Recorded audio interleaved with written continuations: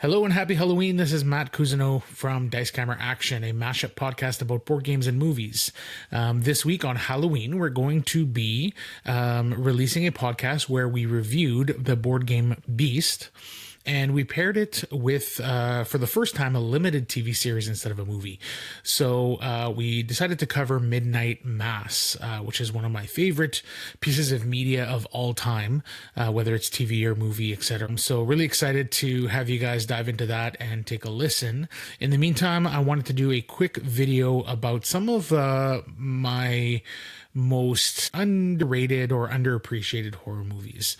Some of them are newer and just haven't really heard that much buzz about them, but was hoping that maybe this would kind of put some of these films on your radar. So the first movie I want to bring your attention to is called Oculus. Speaking of Mike Flanagan, this is, I would say, is probably his first kind of studio movie. He did, I believe, one independent film before this, but this is kind of his coming out party and where people really started to take notice that Mike Flanagan had arrived and was going to be a huge influence on the horror genre, probably for the next 20 years or so at least. So Oculus has kind of a refreshing take on horror. This woman, played by Karen Gillan, wants to exonerate her brother's murder conviction by proving that the crime was committed by a supernatural phenomenon. So basically, we kind of flash back to their childhood where we see that the family had purchased this haunted mirror, and this mirror was kind of causing all kinds of havoc in the house. So we see a lot of the flashbacks of what had happened in their childhood. But we come back to modern day where she actually at auction had went and tracked down this mirror, purchased it, brought it to their old house that they still owned, it still belonged in the family, and had set up a bunch of cameras and was going to try and prove that this mirror was haunted. So it's kind of a haunted house, haunted, mirror story where right at the onset, everybody knows what the stakes are. All the players are in place. We know the mirror is haunted. The characters in the situation know, and we kind of see what happens with that. And it's a really fascinating, interesting take on this genre. The next movie I wanted to talk about is Barbarian. So Barbarian came out in 2022, directed by Zach Cregger. And it did have a little bit of a buzz when it first came out. I think it did come out in theaters, but it ended up being a Netflix release as well. And I don't hear a ton of people talking about Barbarian, but I had a ton of fun with it. The kind of setup is that this woman arrives in town and at her Airbnb in kind of the middle of the night, and it's raining and it's dark and she can't see much, but she pulls her Airbnb. She can't get in. The key isn't in the lockbox. Finally, she goes back to her car. She's trying to make some phone calls, figure out what she's going to do, and she sees the light go on in the house. So she goes back up and she rings the doorbell, and Bill Skarsgård opens the door and says, "Hello, how can I help you?" So basically, the Airbnb had been double booked. And so Bill Skarsgård, who we all know as being kind of evil in a lot of other films, but can also be charming, and he's the handsome guy and is friendly and is kind of being really gracious and invites her in and says, "Let's figure this out." And against her own kind of judgment, decides to stay the night because Bill Skarsgård had done such a great job of being super friendly and being inviting and making her feel really safe. So he gives her the bedroom and says, "You can lock the door from inside. I'll take the couch," whatever. And this movie doesn't end up necessarily going exactly in the direction you might expect. But that's one thing that I found really refreshing about this film. Lots of twists and turns. It does start out as a little bit of a thriller, but evolves into other things that I don't want to spoil. But if this sounds interesting at all, don't check out any trailers. Don't read anything. Just go check it out. I believe it's on Netflix. It's called Barbarian, and it's one of my favorite horror movies from the last few years. The next movie I want to talk about is Host. So Host came out in the kind of beginning of the COVID pandemic. And essentially what the filmmakers had done was that they decided to make a movie through Zoom, but the film is called Host, and it takes place fully on computer screens. So 6 friends hire a medium to hold a seance via Zoom during the lockdown. So in this movie, they're in the lockdown during the pandemic. And then things quickly start to go wrong when an evil spirit starts to invade their homes. And they begin to realize they might not survive the night.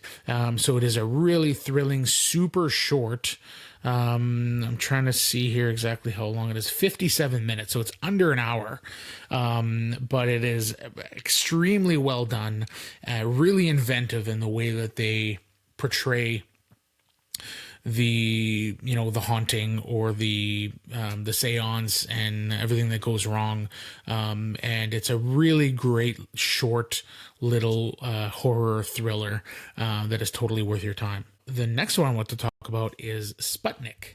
So Sputnik is a Russian language film. Came out in 2020.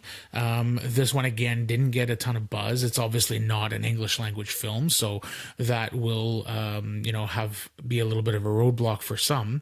But if you're not afraid of a little bit of reading and subtitles, it is a really interesting kind of slow burn thriller that eventually kind of takes a turn that I won't talk too much about, but it does get really exciting and more interesting in the end. But even the first 2 acts of this movie is really fascinating. There's a mystery that we're not too sure, but essentially it's at the height of the Cold War.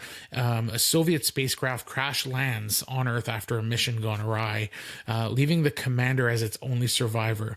And then a renowned Russian psychologist is brought in to like a military base where they're holding this commander to evaluate his mental state. And it becomes clear that something dangerous may have come back to Earth with him. So yeah, the mystery of what's going on with this commander, medically and physically and psychologically is really interesting. And it definitely takes a really interesting turn.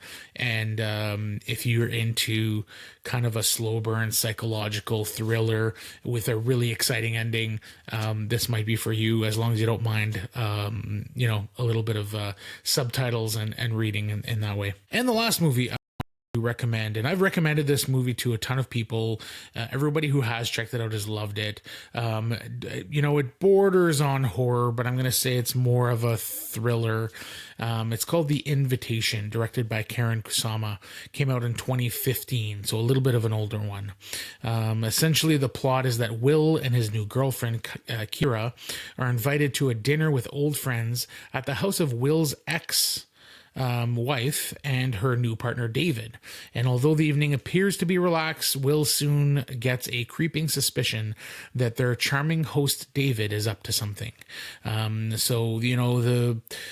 is very much a situation where it's a social gathering, and there's the social norms where you want to try to be polite and act a certain way, but you maybe start to suspect things aren't quite right.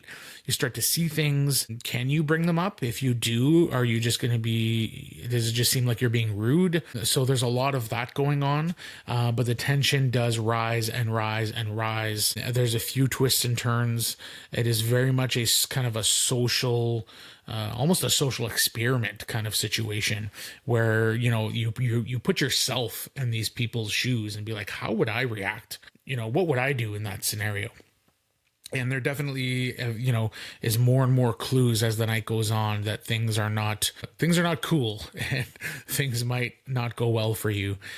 So yeah, it's a really, really great movie just based on the genre of the type of films that we're talking about here. I'm being a little bit vague, but hopefully, you can kind of take my word for it and go check out some of these trailers if you're really not sure. But again, if you like kind of thriller horror movies, I would say none of these are really like super brutal, gory slasher films. So if it's the gore side of things, these are really just good, mostly psychological thrillers with some horror kind of elements involved. So yeah, those are just 5, not necessarily a top 5, but just 5 random movies in the horror genre that I felt were a little bit underrated or maybe underappreciated. And so hopefully you check them out. Let us know how you like them. So if you're enjoying this content, definitely like and subscribe to the YouTube channel. We also have a podcast that's available on Spotify and Apple called Dice Camera Action. You can follow us on Instagram at Dice Camera Action Pod. And you can also email us if you want to suggest any board game movie pairings or any content whatsoever about board games or movies. That's the stuff that we want to talk about. So email us at dicecameraactionpod@gmail.com. Until next time, have a good Halloween.